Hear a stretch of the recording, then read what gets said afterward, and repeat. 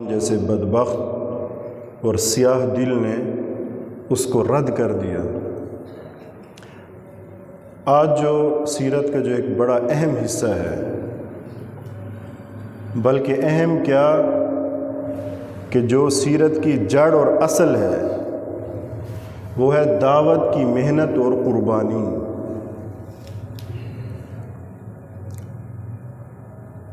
تو نبی کریم صلی اللہ علیہ وسلم نے جب یہ محنت شروع کی تو وہ کہاں برداشت کر سکتے تھے؟ لا الہ الا اللہ، اللہ کے سوا کوئی معبود نہیں، وہ تاب نہیں لا سکتے تھے۔ انہوں نے تو بت رکھے ہوئے تھے۔ اچھا، ایک اور بات، باقی تو تھے لیکن ان بتوں سے ان کی کمائی بھی ہوتی تھی۔ لوگ قسم قسم کی چیزیں لاتے تھے، قسم قسم کے جو ہے نا وہ تحائف، سونے، زیورات بتوں کی نظر کر دیتے تھے، تو اس سے بھی ان کو فائدہ، تجارت کا بھی فائدہ۔ خود کہتے تھے یہ ہمارے خدا بھی ہیں اور ہمیں دنیاوی فائدہ بھی ہوتا ہے۔ تو اس لیے جب یہ محنت چلی تو ان سے برداشت نہ ہوئی۔ پھر جو مصیبتیں آئیں، جو تکالیف آئیں نبی کریم صلی اللہ علیہ وسلم پہ، تھوڑا ایسا کرو، نبی کریم صلی اللہ علیہ وسلم پہ اور آپ کے صحابہ پہ، اور ان میں سب سے زیادہ جو کمزور تھے نا، ان پہ زیادہ، جن کے پیچھے کوئی قبیلہ نہیں ہوتا تھا، کوئی سپورٹ نہیں ہوتی تھی، سب سے زیادہ انہوں نے تکلیفیں برداشت کی۔ چنانچہ عمر فاروق رضی اللہ تعالیٰ عنہ نے اپنے زمانہ خلافت میں خباب بن الارت رضی اللہ تعالیٰ عنہ کی جب کمر دیکھی، کہتا خبیب کمر تو دکھاؤ، پیٹھ تو دکھاؤ، کیا امیر المومنین کیا کریں گے؟ کہتا نہیں خبیب دکھاؤ۔ دکھائی تو اس میں چھوٹے چھوٹے گڑھے پڑے ہوئے تھے، اس وجہ سے کہ وہ انگارے ان کے جسم پہ، ان کے الٹا کر کے اوپر انگارے رکھتے تھے، وہ انگارے ان کے خون اور چربی سے بجھتے تھے۔ انگارہ اندر جاتا رہتا تھا، جب خون اور چربی سے بجھ جاتا پھر وہ نکالتے تھے۔ ایسی قربانیاں۔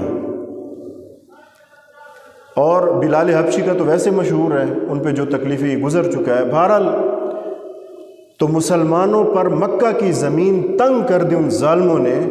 تو پھر سب سے پہلی جو ہجرت اولا ہے، جو سب سے پہلے ہجرت تھی، اس میں 11 مرد اور 5 عورتیں تھیں۔ حضور صلی اللہ علیہ وسلم کے مشورے سے نے کہا نجاشی کے پاس جاتے ہیں، وہ بڑا نرم دل اور بڑا مہربان بندہ ہے، منصف مزاج ہے۔ چنانچہ جب یہ گئے ساحل پہ، وہاں پہ کشتیاں تیار تھیں، جب یہ بیٹھے تو فوراً قریش گئے۔ جب یہ گئے تو وہ کشتیوں پہ روانہ ہو چکے تھے۔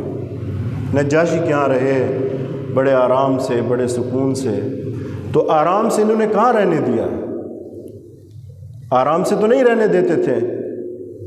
تو ان ظالموں نے عمر بن عاص کو بھیجا، جس کی نجاشی کے ساتھ تجارت کی آمد و رفت میں دوستی تھی، یاری تھی۔ وہاں جا کے انہوں نے کہا کہ ہمیں یہ واپس دے دیں۔ لمبی بات ہے، میں مختصر کروں گا۔ تو نجاشی نے جب حالات سنے اور جعفر بن ابی طالب سے جب قرآن سنا، اور تو انہوں نے جو ہے نا ان کو رہنے کی اجازت دے دی۔ بہرحال کچھ عرصہ گزرا تو ایک افواہ وہاں کسی نے بتایا، حبشہ میں کوئی تاجر گیا تھا، کہ اب مکہ میں بالکل امن ہو گیا ہے، کیونکہ عمر اور حمزہ بھی اسلام لائے۔ وطن تو وطن ہوتا ہے۔ یہ واپس آئے، جب مکہ میں دیکھا تو بڑے پریشان ہوئے، کیونکہ کوئی ایسی صورت نہیں تھی۔ اب کوئی چھپ کے مکہ میں داخل ہوا، کسی نے کسی کی پناہ لی، کچھ عرصہ اس طرح رہا۔ پھر دوبارہ، کیونکہ اتنی زمین ایسے تنگ کر دی تھی اور اتنی گھٹن، ایسا گھٹن کا مکہ میں ماحول پیدا ہو گیا، نہ ان کو عبادت کرنے دیتے تھے، نہ ان کو دعوت دینے دیتے تھے۔ نبی کریم صلی اللہ علیہ وسلم پہ اوجڑی ڈالی گئی۔ 2 جہانوں کے سردار ہیں، وجہ کائنات ہیں، ان کی اوجڑی بدبختوں نے ڈالی جب سجدے میں تھے۔ سر فاطمہ دوڑتی ہوئے وہ اوجڑی ہٹائی۔ ایسے ہی تمام صحابہ پر دوسری ہجرت ہوئی، جس میں 86 مرد اور 17 عورتیں تھیں۔ یہ پھر حبشہ کی طرف گئے، حتیٰ کہ اللہ رب العزت نے پھر ایسا کیا۔ اچھا، یہ جب ہجرت ہوئی، یہ دوسری ہجرت ہو گئی، تو پھر جو پہلی ہجرت ہوئی تھی نا، اس میں ناکامی ہوئی سفارتکاری میں، تو انہیں بڑا غصہ آیا مکہ والوں کو۔ تو انہوں نے کیا کیا کہ 790 میں انہوں نے مقاطعہ کر دیا، یعنی بنی ہاشم کے ساتھ کوئی کسی قسم کی لین دین، کوئی رشتہ، کوئی کھانا پینا، کوئی اٹھنا بیٹھنا، کوئی نشست و برخاست، کوئی بول چال نہیں ہوگی، ان کے ساتھ ہم بائیکاٹ کرتے ہیں۔ ایک معاہدہ لکھا، دستخط کیے، لٹکایا کعبہ میں۔ ان میں بھی کچھ ایسے نرم دل تھے، اگرچہ ایمان نہیں لائے تھے۔ ابو البختری ہے، حکیم بن حزام، اس طرح کے اور لوگ تھے جو چھپ چھپ کے مدد کرتے۔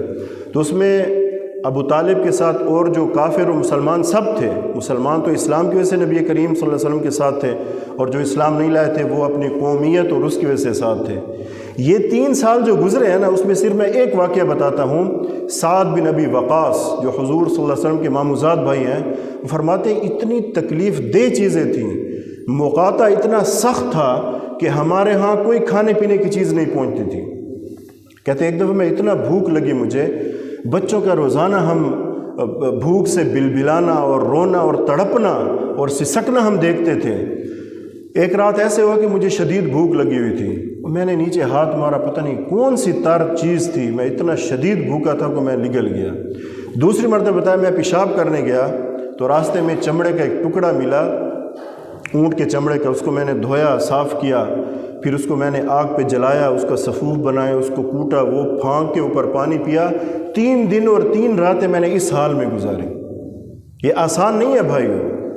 3 سال تک مقاطعہ ظالمہ رہا، اور جو ان میں نرم دل تھے وہ سمجھاتے، لیکن سب سے بڑا بدبخت اس امت کا فرعون ابو جہل، یہ سب کے آڑے آتا تھا، سب سے بحث بھی کرتا تھا، ان کے ساتھ لڑتا بھی تھا کہ تم کوئی نرمی نہ کرو۔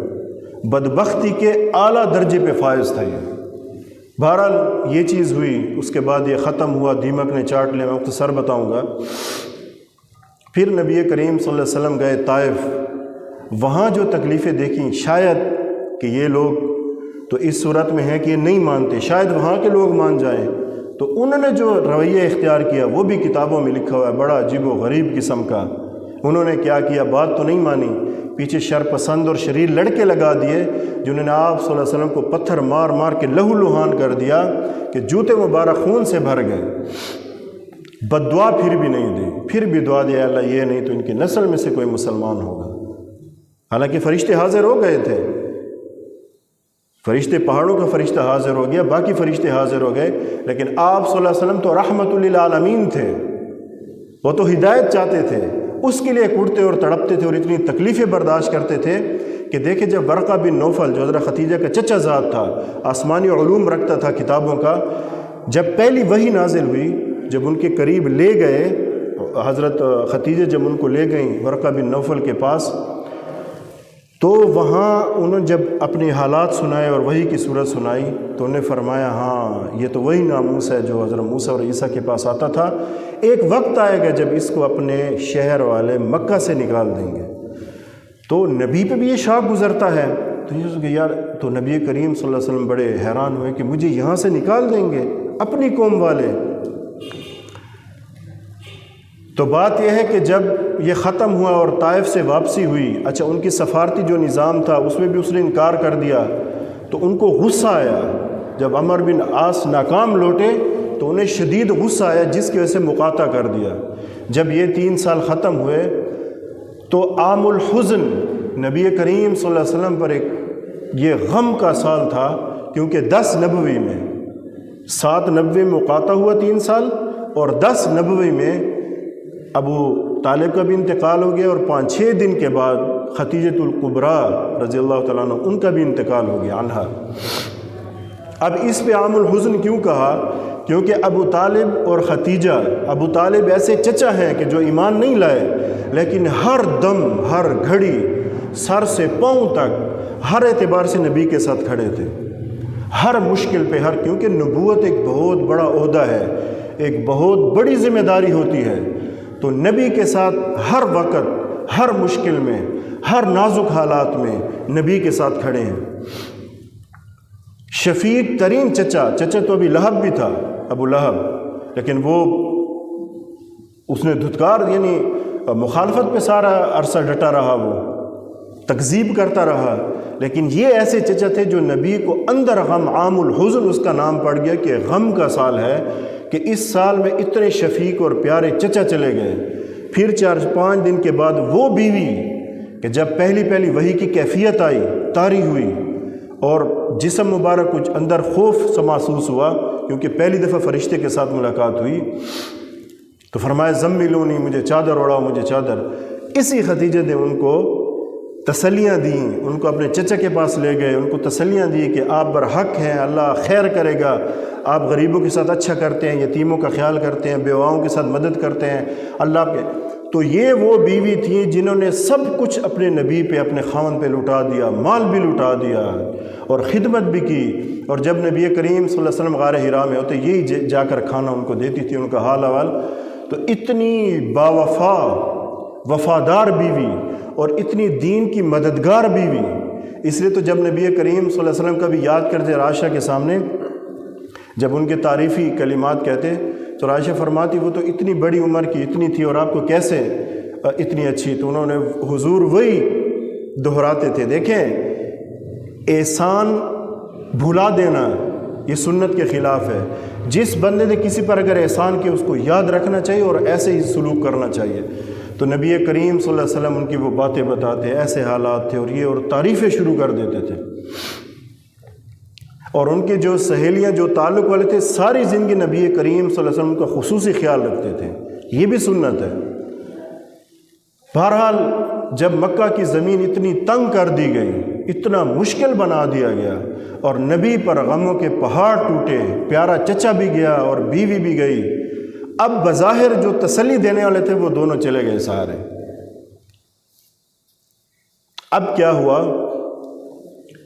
کہ اللہ رب العزت کی طرف سے جو سب سے بڑی ہجرت تھی مدینہ کی، اس کی اجازت مل گئی۔ اس کی اجازت کیسے ملی؟ جب حالات اس قدر، وہ تو اللہ کی اپنی حکمتیں ہیں، جب اللہ نے اجازت دی کہ آپ جائیں، تو اب یہاں میں جو باتیں کرنے لگا ہوں، چند جو چیزیں ہیں کہ ابو بکر صدیق کا اتنا بڑا مرتبہ کیوں ہے۔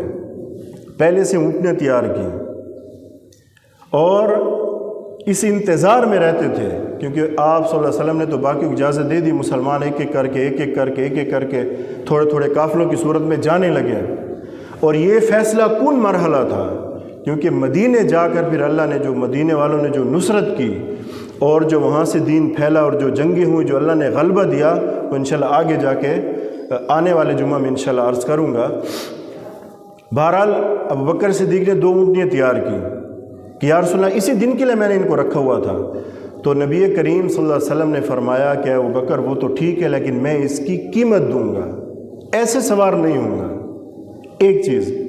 دوسری بات، ابو بکر صدیق کی جو جانثاری ہے کہ جتنے پیسے پڑے تھے اس زمانے میں، جو درہم جو تھے، وہ سب کے سب اٹھا لیا۔ ابو قحافہ جو ان کا باپ تھا نے کہا اللہ رحم کر ابو بکر پر کہ کوئی چیز نہیں چھوڑی۔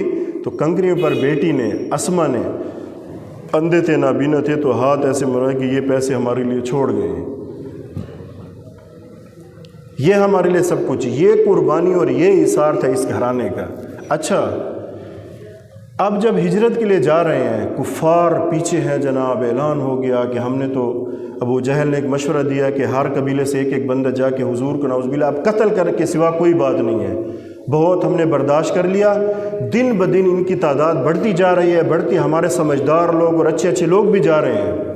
میں نے پہلے عرض کیا نا کہ وہ سارا معاشرہ ان چیزوں سے تنگ تھا، اس جہالت سے، اس شرک سے سب تنگ تھے۔ جو سلیم الفطرت و سلیم الطبع تھے وہ حضور کے ساتھ ہوتے گئے۔ اب جو سب سے بڑا ان کو خطرہ پڑا نا ان سرداروں کو، عتبہ بن ربیعہ، شیبہ بن ربیعہ، ولید بن عتبہ، ولید بن مغیرہ، عمر بن حشام اور عمر بن سہیل، باقی سردار تھے ان کے ساتھ۔ ان کو یہ پڑا کہ یہ تو بڑے سردار اور مالدار لوگ تھے۔ اب ان کی سرداری اور مالداری ختم ہونے لگی تھی۔ مالداری تو ہوتی لیکن سرداری گئی کہ جب اگر ہم نے ان کا کلمہ پڑھ لیا تو پھر انہی کی بات ماننی پڑے گی، یہ ہم سے برداشت نہیں آتا۔ او بدبختو، کتنے بڑے گھاٹے میں چلے جائے، اگر اس وقت بظاہر جھک جاتے، ایمان لے آتے تو کتنا بڑا فائدہ ہوتا۔ بہرحال یہ چیزیں ہوئیں۔ اب ابو بکر صدیق جا رہے ہیں، روانہ ہو رہے ہیں۔ اب کبھی کیا کرتے ہیں، کبھی حضور کے اٹھنے سے آگے ہو جاتے ہیں، کبھی پیچھے ہو جاتے ہیں، کبھی آگے ہو جاتے ہیں، کبھی پیچھے۔ نبی نے پوچھا یہ اتنی آپ کو بے چینی کیوں ہے، یہ کیا کر رہے ہیں ابو بکر؟ اپنی اٹھنی پہ کبھی اٹھنی کو آگے کر دیتے، کبھی پیچھے۔ یا رسول اللہ دیکھتا ہوں مجھے خطرہ ہے کوئی انہوں نے بھیج نہ دیا ہو، تو جب مجھے خطرہ آگے محسوس ہوتا ہے تو میں آگے ہو جاتا ہوں کہ کوئی تیر کوئی چیز لگے تو مجھے لگے، میں اس سختی کا سامنا کروں، اور جب مجھے خیال آتا ہے کوئی پیچھے سے حملہ نہ کر دے تو میں پیچھے ہو جاتا ہوں۔ یہ بے قراری، بے چینی، اور اس کو کہتے ہیں یاری۔ جاتے جاتے جاتے جاتے اب مکہ میں شور مچ گیا کہ وہ تو نکل گئے، انہوں نے تو قتل کا ارادہ کیا۔ اب انہوں نے اعلان کیا کہ مکہ 100 اونٹ اس بندے کو دے گا کہ جو حضور کا پتہ دے گا، ہم ان کو پکڑیں گے، صرف سراغ لگائے گا، باقی بھی تھے۔ تو سراقہ بن مالک بدوی بندہ، اور اس سراغ رسانی میں اور جگہوں کا اور علاقے کا بڑا پتہ تھا۔ اب یہ چھپ گیا، اس نے اپنے باندی کو کہا کہ گھوڑا کہیں ٹیلے کے نیچے چھپا دو کہ اوروں کو پتہ نہ چل جائے نا، مجھ سے پہلے کہیں اور نہ پہنچ جائیں۔ 100 اونٹ بہت بڑی چیز تھی، آج کل کے حساب سے کروڑوں روپے۔ بہرحال پھر یہ چھپ کے گیا، نیزہ اٹھایا تو ساحل کے قریب سے بھی کسی نے بتایا یہاں سے گزرے ہیں۔ جب دیکھا تو جب قریب پہنچا حضرت بکر صدیق کہ یہ تو آ گیا، تو نبی نے کہا اللہ ہمارے ساتھ ہے، ان اللہ معنا، آپ کوئی غم نہ کریں۔ تو ان کا گھوڑا پتھریلی زمین میں گھٹنوں تک دھنس گیا۔ اب جب اس نے یہ چیز دیکھی، اس نے کہا ان دونوں کو کوئی نہیں، یہ ضرور، یہ جو جنہوں نے دعویٰ کیا محمد صلی اللہ علیہ وسلم، ان کا دین ضرور غالب آئے گا۔ اب جب یہ چیز ہوئی تو نبی کریم صلی اللہ علیہ وسلم کی حکمت پہ ہم قربان جائیں، ان کے دوسرے کو لینے بندے کو کیسے لیتے تھے اس پہ قربان جائیں، کیونکہ اس کو تو انہوں نے کہا تھا 100 اونٹ دیں گے، اس نفع کے پیچھے آیا تھا۔ نے کہا یار اے محمد میں کسی کو نہیں بتاؤں گا، آپ دعا کریں کہ میں اس مصیبت سے میری جان چھوٹ جائے۔ دعا کی، گھوڑا باہر نکلا۔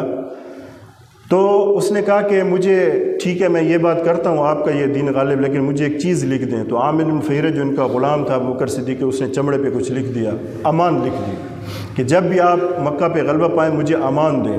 بہرحال تو جب یہ مڑنے لگا نا تو نبی کو تو پتہ تھا یہ اس کو یہ لالچ ہے، یہ چیز ہے، اس چیز کو پانے کے لیے آیا تھا۔ تو میں جب یہ اتنا بڑا کام کرا، اس نے کہا میں کسی کو نہیں بتاؤں گا، بلکہ یہ بتاؤں گا کہ کوئی بھی نہیں ہے، میں وہیں سے آ رہا ہوں۔ تو حضور صلی اللہ علیہ وسلم نے عجیب الفاظ کہے، اے سراقہ تیرا کیا حال ہوگا اس وقت جب تو کسریٰ کے کنگن پہنے گا، ایک بدوی غریب بندہ، ایک دیہاتی، اور کسریٰ کے کنگن، اس وقت کے سپر پاور۔ اے سراقہ تیرا کیا حال ہوگا جب تو کسریٰ کے کنگن پہنے گا۔ عجیب بات، اس وقت اس کو بڑی عجیب لگی۔ جب حضرت عمر کے دور میں کسریٰ کا تاج اور کنگن آئے تو حضرت عمر نے کہا آ جاؤ سراقہ کو بلاؤ، یہ لو میرے نبی کے وہ الفاظ جو انہوں نے تمہیں بتائے تھے کہ اے سراقہ کسریٰ کے کنگن یہ لو، یہ تمہارا حق ہے۔ ایسے نبی۔ اچھا، وَثَانِيَ اثْنَيْنِ إِذْ هُمَا فِي الْغَارِ، اب غار میں گئے تو وہ غار کا جو واقعہ نبی حضرت بکر صدیق نے کپڑا اتار کر سارے سوراخوں کو بند کیا، ساری چیزیں آئیں۔